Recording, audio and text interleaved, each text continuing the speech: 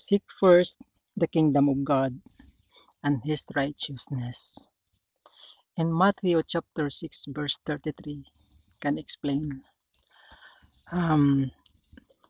They said that it's a biblical verse that encourages people to prioritize God's kingdom and righteousness, assuming that their needs will be met. It calls for a shift in focus from worldly concerns like food, drink, and clothing to a deeper spiritual relationship with God.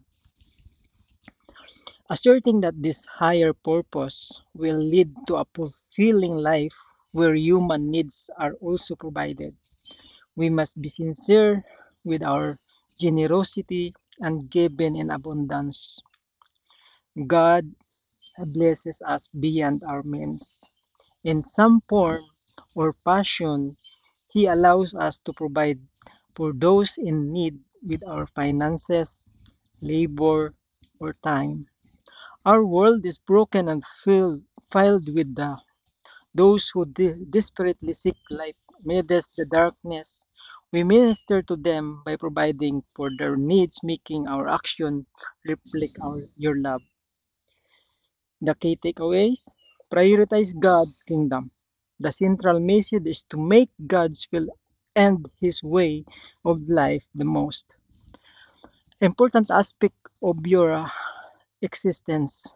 Live righteously involves seeking God's righteousness, meaning living in a way that is aligned with His divine standards and character. Trust in God's provision. By placing God first, believers are promised that their essential human needs will be supplied. So they don't need to be worried about them. The context within the Sermon on the Mount. This verse is part of Jesus' teaching in the Sermon on the Mount, which addresses anxieties about material needs and encourage um, spiritual focus over worldly pursuits. Dear Lord, show us opportunities to share all your blessings. Help us minister to others in a manner that reflects your love